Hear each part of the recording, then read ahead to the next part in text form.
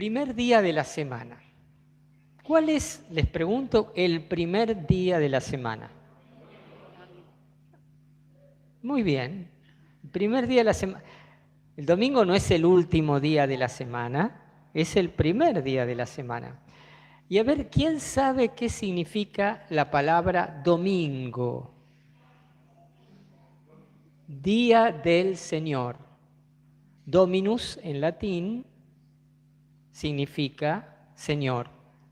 De la palabra domingo viene de dominica o domenica dies, el día del Señor o el día dominical, el día señorial. De hecho, en griego también se utiliza la misma expresión. Kyrios significa Señor. El día domingo en griego se dice Kyriake gemera. El día, gemera es día, Kyriake del Señor. ¿Y por qué llamamos al domingo Día del Señor? Fíjense qué interesante. Es el día que Jesús resucitó. Y el primer día de la semana según el calendario judío, el Shabbat, el sábado era el último día de la semana, el primer día de la semana es el día del Señor. Qué interesante es notar esto, ¿no?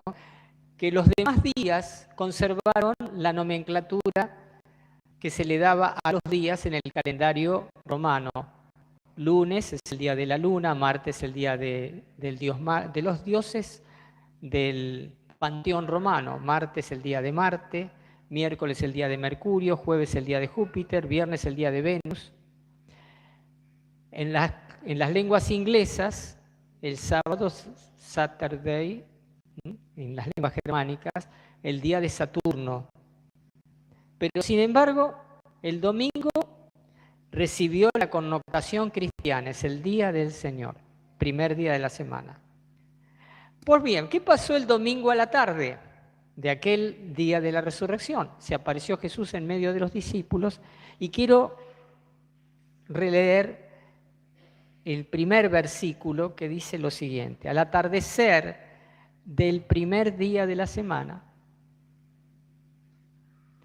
los discípulos se encontraban con las puertas cerradas por temor a los judíos. Entonces llegó Jesús y poniéndose en medio de ellos les dijo: la paz esté con ustedes. Quiero que presten atención a este detalle de las puertas. Dice, los discípulos se encontraban con las puertas cerradas por temor a los judíos. ¿Me siguen? ¿Las puertas de qué casa? Del cenáculo, la misma casa en donde habían tenido la última cena. Ese aposento alto en donde permanecerán después y en donde recibirán el Espíritu Santo en Pentecostés. Acá reciben de alguna manera el anticipo del Espíritu Santo que sopla Jesús sobre ellos, sopló sobre ellos y dijo: reciban el Espíritu Santo. Con respecto a las puertas cerradas por temor a los judíos, quiero leerles algo que encontré hace un ratito, que me pareció muy rico, en donde hace una suerte de lectura. La tumba de Jesús quedó abierta y la casa donde estaban los discípulos estaba cerrada, como la tumba estaba antes cerrada.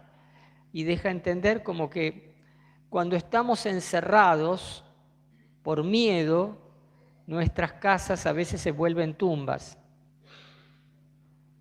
Bueno, al menos la de ellos era una tumba, hasta que vino Jesús. ¿Quieren escucharlo? Y si no quieren, no importa, se los voy a leer igual.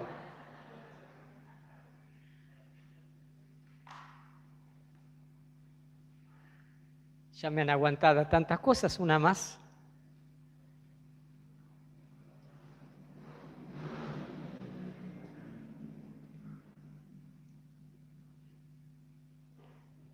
estando cerradas las puertas. Comenta este autor, Silvano Fausti, en el libro Una comunidad lee el Evangelio de Juan. Dice así: la escena ya no se desarrolla afuera, en el jardín. Está hablando de la escena anterior. María Magdalena había visto a Jesús en el jardín, afuera. ¿Dónde está María Magdalena? En cambio, estamos adentro, en el cenáculo, donde Jesús anticipó la entrega de sí mismo y entregará su espíritu y su misión. Los discípulos han hecho de ello una tumba. El sepulcro de Jesús está abierto y vacío. Su casa está cerrada y llena de muerte como su corazón. Las ovejas están encerradas en espera del buen pastor que las conduzca a los pastos de vida. Están en esa situación porque no han dado crédito al anuncio de María Magdalena. María Magdalena les había anunciado que había visto a Jesús. Cuando no damos crédito al anuncio de la verdad y de la vida, quedamos encerrados en una tumba, ¿no? Y cuántas, lo digo entre paréntesis, porque no es el motivo de esta homilía, pero ¿cuántas casas son tumbas? No hay amor, no hay alegría, encerrados por miedo. ¿Cuántas casas son tumbas? Si tu casa es una tumba, pedile a Jesús que la visite y que abra, Él se va a presentar sin necesidad de que vos le abras las puertas. Eso sabe que es así. Él entró estando cerradas las puertas. Pero viene toda la historia de que Jesús les muestra sus manos, su costado, resintetizo, ¿no? Le cuentan, viene Tomás que no estaba, hemos visto al Señor, Tomás no les cree, si no veo y si no toco, no creeré. Y aquí voy a lo que pasó 8 días más tarde, o sea, al siguiente domingo, también al atardecer. 8 días más tarde, leo, estaban de nuevo los discípulos reunidos en la casa y estaba con ellos Tomás. ¿Me siguen? Estaban de nuevo los discípulos reunidos en la casa y estaba de nuevo Tomás. Entonces apareció Jesús estando cerradas las puertas, se puso en medio de ellos y les dijo: la paz esté con ustedes. ¿Cómo estaban las puertas? Cerradas. Pero hay una diferencia entre cómo estaban el primer domingo y cómo están en este domingo. A ver si prestaron atención. Repito lo del segundo domingo, tengan en mente lo del primer domingo. 8 días más tarde estaban de nuevo los discípulos reunidos en la casa y estaba con ellos Tomás. Entonces apareció Jesús, estando cerradas las puertas, se puso en medio de ellos y les dijo: la paz esté con ustedes. Hay algo en este segundo domingo que falta, que estaba explicitado en el primer domingo. Por temor a los judíos. Muy bien. En el primer domingo dice que estaban cerradas las puertas por temor a los judíos. Acá se dice: estando cerradas las puertas, llegó Jesús, se apareció, etc. Ese silencio narrativo es significativo. O sea, la Biblia, como cualquier texto, no solo habla por lo que dice, sino también habla por lo que no dice. ¿Nosotros nos decimos acaso hay silencios que son muy elocuentes? ¿O no? Hay silencios que son elocuentes. Y acá también, acá hay un silencio que dice algo. Primero, veamos lo que no dice necesariamente. ¿Dice necesariamente que los discípulos habían superado definitivamente el miedo? No, no lo dice. Pero la ausencia de la referencia al miedo viene a decir que el miedo al menos ya no era tan importante como el domingo anterior. El domingo anterior el miedo dominaba la escena y era el móvil inequívoco de que las puertas estuvieran cerradas. El miedo era lo que convertía la casa en una tumba cerrada. Aquí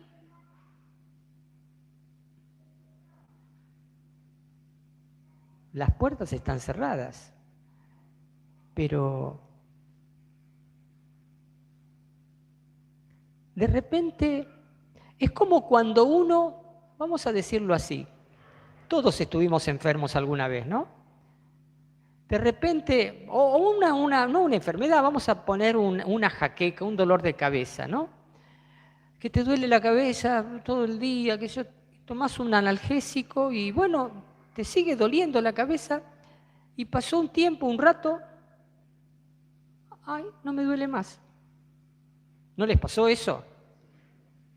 Bueno, mal, gracias a Dios. Dio resultado el analgésico que tomaste. Te hizo bien. Pero vos no te diste cuenta cuándo exactamente te dejó de doler. Te dejó de doler y al rato te diste cuenta de que no te duele más. Puede pasar también con un enojo. Resulta que tuviste una discusión, estás enojado y qué sé yo, y bueno, después saliste a caminar y te dabas manija, un ratito, qué sé yo, viste un pajarito, escuchaste el canto de un pajarito, viste una mariposa, te encontraste con un vecino y de repente te diste cuenta que ya no estás enojado. ¿No te pasó nunca algo así? ¿Te diste cuenta cuando ya te pasó? No antes de que te pasara y no en el preciso momento en que te pasó. Bueno, fíjense, uno podría decir a partir de esto que hay un encuentro con Jesús. Los discípulos tienen un encuentro con Jesús, un encuentro personal. Él les muestra las manos, los pies, lo ven, lo escuchan, perciben su presencia y su misericordia para con ellos. Tenían miedo y las estructuras sociales, los judíos seguían siendo potencialmente hostiles ese segundo domingo, como lo habían sido el primer domingo. Estrictamente hablando, la realidad sociopolítica no había cambiado, tampoco les había cambiado la personalidad, tampoco era que de repente el encuentro con Jesús les había dado vuelta la cabeza como una media. Tampoco habían recibido un trasplante de corazón o de cerebro. Sin embargo, algo había cambiado en ellos, aunque las estructuras no hubieran cambiado todavía. Y cuando digo las estructuras, puedo referirme a las estructuras sociales, políticas, pero también a las estructuras internas, que son las más arraigadas. Cuando digo estructuras internas, pienso en el carácter. ¿Quién tiene mal carácter? A veces, no siempre, no todos los días, gracias a Dios. ¿A quién se le escapa la tortuga del carácter alguna vez? Bueno. Pero, ¿y cómo? ¿No sos cristiano? Sí, pero el carácter Dios no me lo cambió. ¿Me puede cambiar el corazón? Dios sí, de hecho lo cambia, pero difícilmente te cambia el carácter. Esto no quiere decir que utilices el carácter para justificar tus pecados, ¿eh? Si soy así, ¿qué voy a hacer? Nací buen mozo y embalado para el querer. ¿No? Decía el tango, ¿no? ¿Viste? Si soy así, ¿qué voy a hacer? ¿Viste? No es un proceso de autojustificación donde yo legitimo el mal, pero es la comprensión de que hay estructuras mentales, hábitos, qué sé yo. Digo, por ejemplo, el hábito de criticar. No estoy diciendo que esté bien, pero si no criticamos, ¿de qué hablamos? ¿Eh? Y me hacen así. Hacen. Digo, ¿y está mal criticar? Sí, está mal. Digo, la crítica destructiva, la crítica por la crítica, ¿viste? Sentarse a hablar para hablar de otros y por hablar, ¿viste? Tener algo que decir. Ay, no sabés lo que... Y todos criticamos más o menos al jefe, al compañero de trabajo, al obispo, al cura, al Papa Francisco. ¿Cuánto lo criticamos? ¿Cuánto lo criticamos los argentinos? Creo que fuimos los que más lo criticamos. Digo, ahora, no estoy diciendo que esté bien criticar, estoy diciendo que hay personas que si no critican no saben de qué hablar. Pero otra vez critiqué, pero me sale sin que... Tengo un amigo que dice de sí mismo que es rápido para el mal. Enseguida se le ocurren malas ideas. Es rápido para el mal y es amigo mío. Y es amigo mío. ¿Qué querés que te diga? Siguen las puertas cerradas, ya no por miedo a los judíos, ya el Espíritu Santo y el encuentro con Jesús resucitado ya te cambió, pero por dentro seguís con las lentitudes que tenías antes. A ver, voy a decir algo, no se me enojen las chicas. Si vos desde chiquitita fuiste una histérica total, aunque ahora estés reconvertida, es muy probable que sigas siendo bastante histérica. Y ahora los muchachos, si vos desde chiquitito fuiste gruñón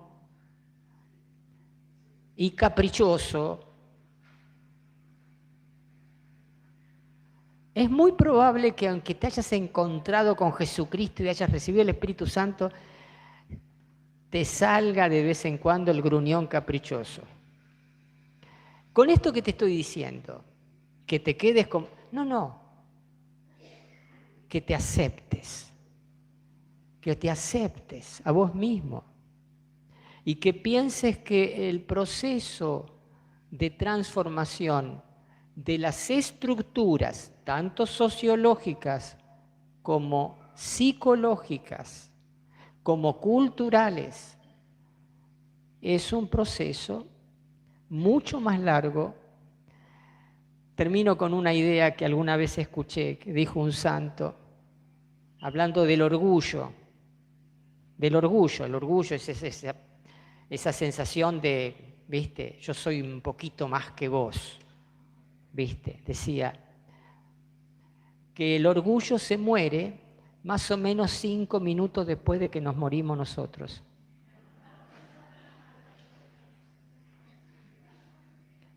Ponele 5, ponele 10. ¿Qué te quería decir con eso? Que, bueno, que cedas tu vida y te entregas a una vida presumida y orgullosa. No, que aceptes que esa carga, que también tiene que ver con las huellas del pecado original, la vas a tener in secula seculorum. Amén.